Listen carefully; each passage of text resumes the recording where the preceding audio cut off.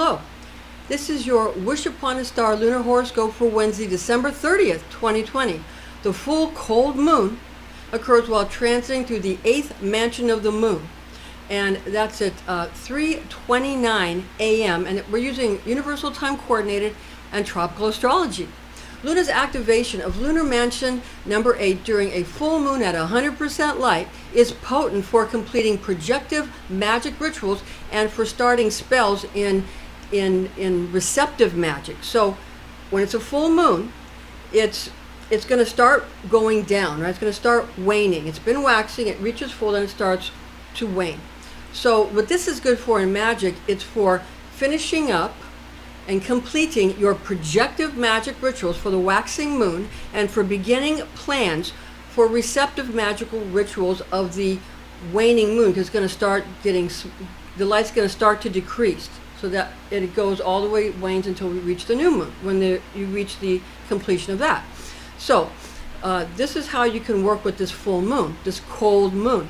Now, Mansion of the Moon number 8 is in effect from mid-morning on December 29th, 2020 at 10:27 a.m. until mid-morning December 30th at 10:58 a.m. with the full moon, the full cold moon, occurring in Cancer the Crab at 3:29 a.m. Lunar Mansion number 8 is magically activated at the exact time of the full cold moon in Cancer. That's Mansion number 8. Okay. I'm Pastor Rosemary, the Astrology Angel. I'm a Rosicrucian seer, biblical astrologer, Christian psychic, and Gnostic mystic. And this is a Readings by Rosemary angelic transmission. The Astrology Angel magical invocations and horoscope prediction method, which we teach, should be used with all mindfulness, since powerful forces of manifestation are unleashed. This is intended exclusively for entertainment purposes. Now, Luna will be in Cancer from 0 degrees 0 minutes to Cancer 12 degrees 51 minutes and 22 seconds according to Abraham. The star to wish upon inside the 8th mansion of the moon, Al-Nathra, is named Praesepe, that dwells in the muzzle of the great Arabic lion, being the gap therein, and it's known to Westerners as the constellation of the crab. And this is according to Christopher Warnock in his book. Now, the star Praesepe is also named 44M Cancri. Ask the angel of 44M Cancri, who is named Amnediel, to grant you conquest and victory in war.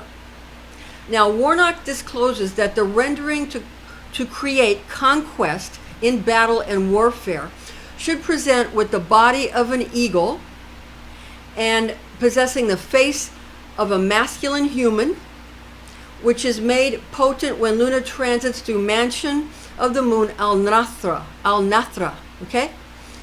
Now, Agrippa reveals the name of Lunar Mansion number 8 as being Al-Naza or Anatrechia, which means misty or cloudy. During Mansion of the Moon number 8, sorceresses and sorcerers shape representations intended to create sentimental or romantic feelings, familiarity, community vacationing groups, the suffering of detainees, to chase away vermin, and to harm confined individuals, thereby confirming their imprisonment. So it's not good for confined people. Now, Agrippa also reveals that the talisman of the man-headed eagle be made of tin and then scented with brimstone. This is Agrippa, which is another word for sulfur, for the magical purpose of subjugating one's enemies during conflict. So again, that Agrippa says that if you have a talisman that you've made with the body of an eagle and the head of a man, okay, that it should be made of tin. That the emblem should be made of tin, and then scented with brimstone or sulfur, for the magical purpose of subjugating one's enemies during conflict or war. So during a war, you want to conquer them. You use this talisman, the eagle with the man's head, you make it of tin, and you scent it with sulfur or brimstone. Okay? And that gives you power or victory and triumph during war, during conflict. All right? Now, According to Kabbalistic lore, Cancer is ruled by the moon. Cancer's birthstone is ruby. Now, rosaries and amulets using rubies for Cancer are magically potent for this praxis. Kabbalistic and alchemical planetary associations, in this instance of a full moon in Cancer the crab, whilst transiting through lunar mansion number 8, could be utilized with perfumes, essential oils, herbs, or flowers, as well as different colors. The planetary alchemical metals in this case would be silver for Luna or the moon. Now, silver is both practical and workable for this operation. Now, regarding the Cancer birthstone of ruby, this could be used for an amulet or talismans as well as rosaries, and silver could be also used for the forming of a base of an amulet or for a rosary chain. Okay? Now, it's important to note here that according to Vivian Irwood Robson, author of the book The Fixed Stars and Constellations in Astrology, the Greek astronomer Ptolemy attributes the star Praesepe, which is located specifically in the head of the crab of Cancer, as being attributed to the planets of Mars and the moon. Mars and the moon. Okay? In regard to the planetary nature of this area of the constellation of Cancer the crab. This is in contrast to the other portions of the body of the crab, where Ptolemy assigns differing planetary aspects. Since Ptolemy attributes the stars located in the head of the crab to be associated with the planets Mars and the moon, and since the moon or Luna is alchemically associated with the metal of silver, which is workable for this operation, this would be magically realistic choice to utilize when fashioning a rosary chain or a metal support, which could then be attached rubies, for an amulet, or ruby beads for a rosary. So you could get a silver chain and ruby beads would be a very powerful talisman, okay, to make for a lunar mansion, for this lunar mansion that's using 44M Cancri. The star Praesepe is 44M Cancri, okay? And this is lunar mansion number 8. Number 8, okay? And it's Al-Nathra, according to Warnock, and Al-Naza or Anatrechia, according to Agrippa. But it's number 8 for both of them, okay? It's number 8. And remember, it's not only for use in war. In war, you might go ahead, you're going to want to do what Agrippa tells you to do with the icon of the eagle and with the man's face. And you're going to want to make that of tin. Even though tin's associated with Jupiter, Kabbalistically, for this specific working, to make victory in war, you want to make the tin emblem of the eagle body with the man's head, and you want to scent it with brimstone or sulfur, okay?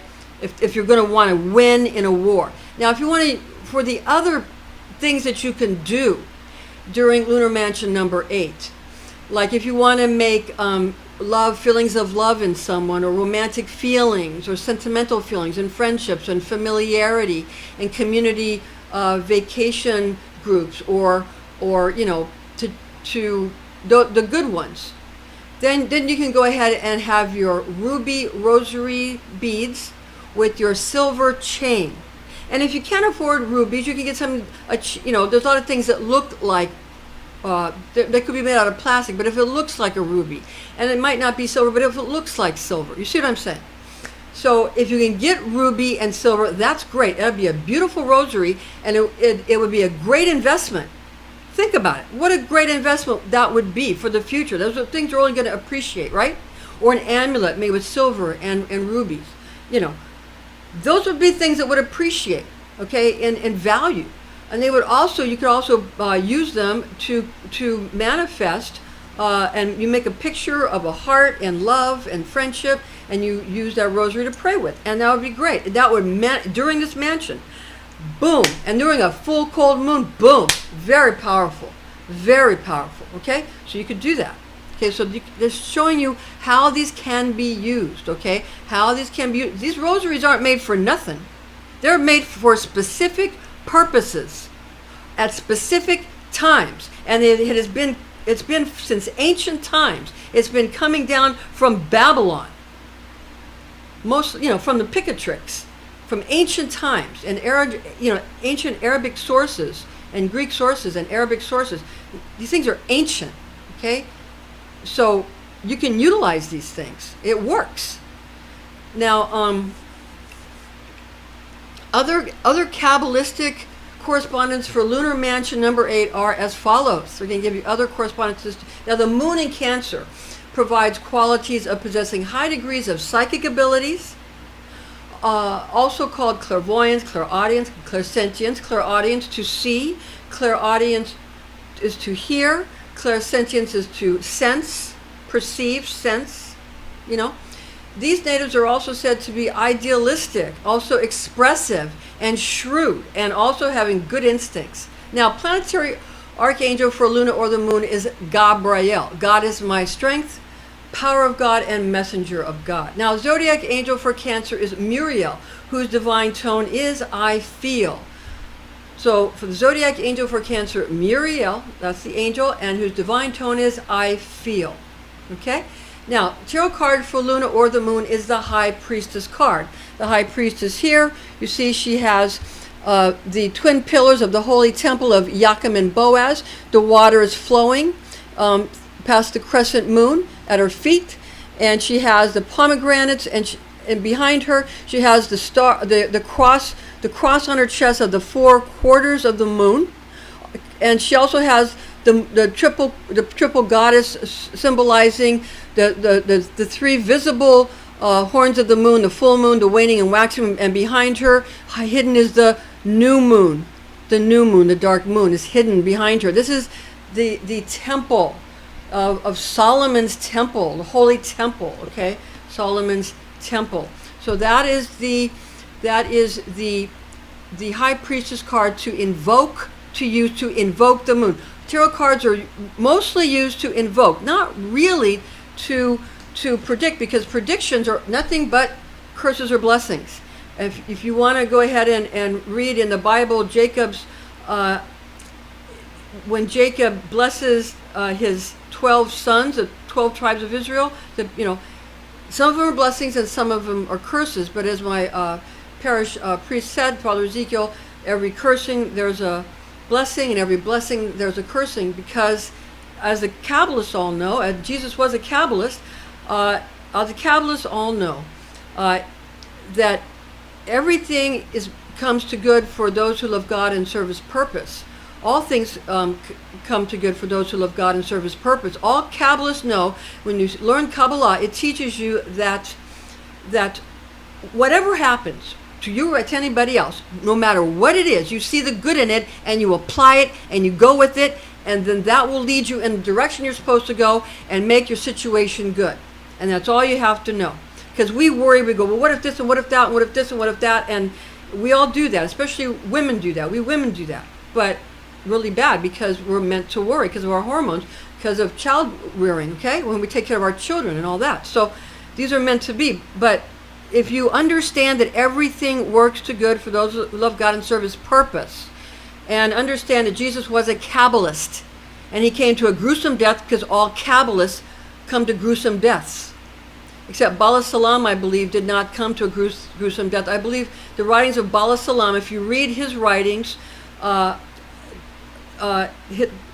writings of Bala Salam, I believe they said not one hair on his head could be touched. Okay, so if you don't want to have a gruesome death, you might want to follow the teachings of Bala Salam. Okay? So, now, regarding the musical note that will invoke the moon or Luna, you want to use F. So we're going to use our tuning fork now and play that for you. That is F. That will invoke Luna. That will invoke all the powers of this cold full moon in the sign of Cancer, the crab. Okay, Cancer, very powerful sign. And the constellation of Cancer and the stars in there are extremely mystical and powerful and mystical, but they're mystical. Okay, now the tarot card for Cancer is the Chariot. The Chariot is a tarot card for Cancer. See the Chariot with the, similar to the twin pillars of Joachim and Boaz in Solomon's temple, you have, for Joachim and Boaz, a pillar of severity and mercy in Kabbalah. You have the Yoni and the Lingam, and the winged Yoni and Lingam. You have the charioteer who's driving the chariot, and he's the chariot is like the body, and he's the consciousness driving the chariot. And this is the severity and mercy, the stick and the carrot, pain and pleasure, in order to know how to get yourself to do something. Like in Anthony Robbins' teaching, for example, in his book Personal Power, which I read, which helped me a lot. And I listened to his tapes; they helped me a lot too. And Anthony Robbins taught that if you want yourself to do something, you give yourself pleasure when you do it right, and when you do it wrong, you give yourself pain, and you will discipline yourself in that manner, and it works very well. And he gives all kind of examples about that I won't go into here, but it works very well. So that's the Chariot for the sign of Cancer, the crab. Now that will invoke the sign. Now Western Array musical note for Cancer is G. It is G, and we have that musical tone. We're going to play it for you now to invoke the sign of Cancer, the crab.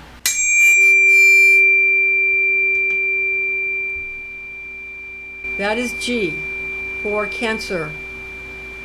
All right. Now, obviously, the beautiful sign of Cancer, the crab, should not have been named by Hippocrates or Hippocrates. It should not have been named by that physician who knew all about astrology. It should not have, and knew that it was associated with the breast and associated with the mother and with femininity and all things, and hearth, home, and family, and that fourth house of hearth, home, and family. He knew all about that. And he should not have done that to the sign of Cancer, or to mothers, or to women, or to our breasts in general, okay? But he did it. And we said because he did that, we should call it the curse of Hippocrates, or Hippocrates' curse, instead of calling it Cancer.